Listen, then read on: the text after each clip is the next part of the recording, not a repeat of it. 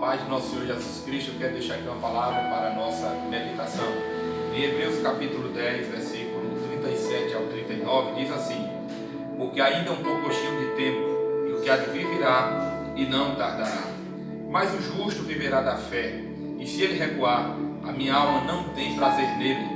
Nós, porém, não somos daqueles que se retiram para a perdição, mas daqueles que creem para a conservação da alma.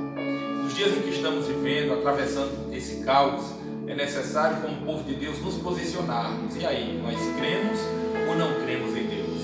O próprio apóstolo Paulo, escrevendo aos Coríntios, no capítulo 2, no capítulo 4, na sua segunda carta, a partir do versículo 16, ele diz aqui, por isso não desfalecemos, mas ainda que o nosso homem exterior se corrompa, o interior contudo se renova de dia em dia, porque a nossa leve e momentânea tribulação produz para nós um peso eterno de glória muito excelente, não atentando nós nas coisas que se veem, mas nas que se não veem, porque as que se veem são temporais, e as que se não veem são eternas.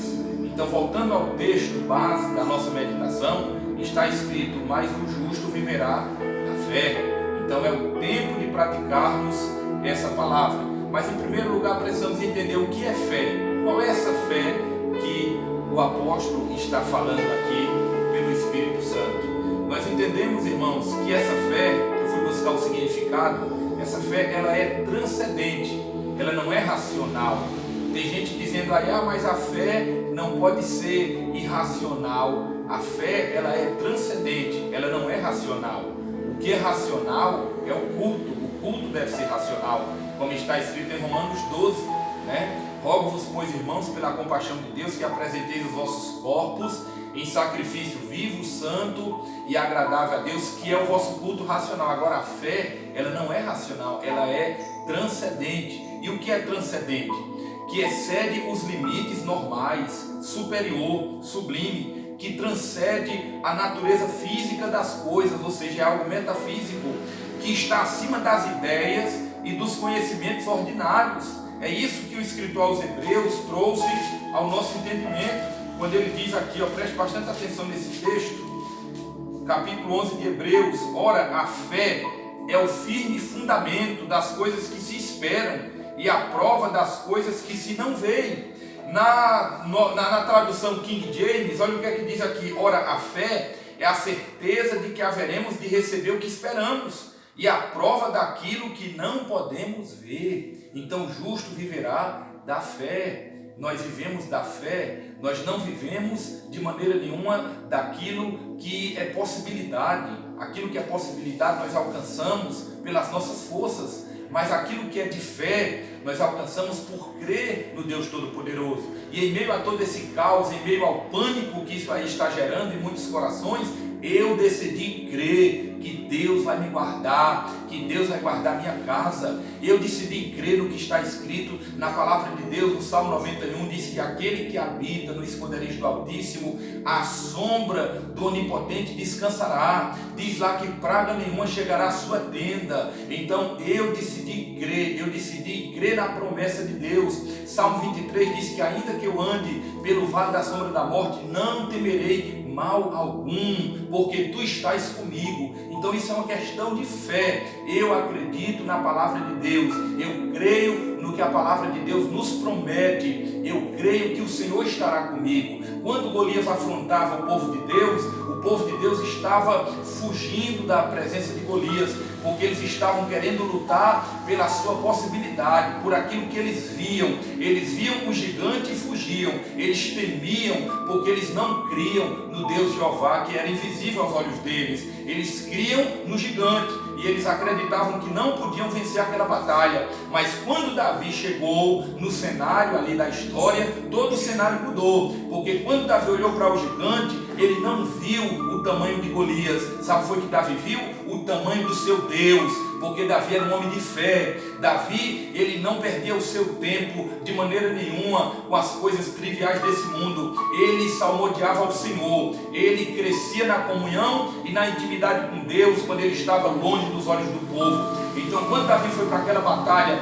quando ele ouviu as palavras afrontosas de Golias, ele disse: quem é esse incircunciso filisteu? Aleluia, isso mesmo. Quem é esse incircunciso filisteu para afrontar os exércitos do Deus vivo? Davi era um homem de fé, louvado seja Deus. E ele venceu aquela batalha porque ele não temeu o tamanho de Golias, nem a sua voz que queria atemorizar.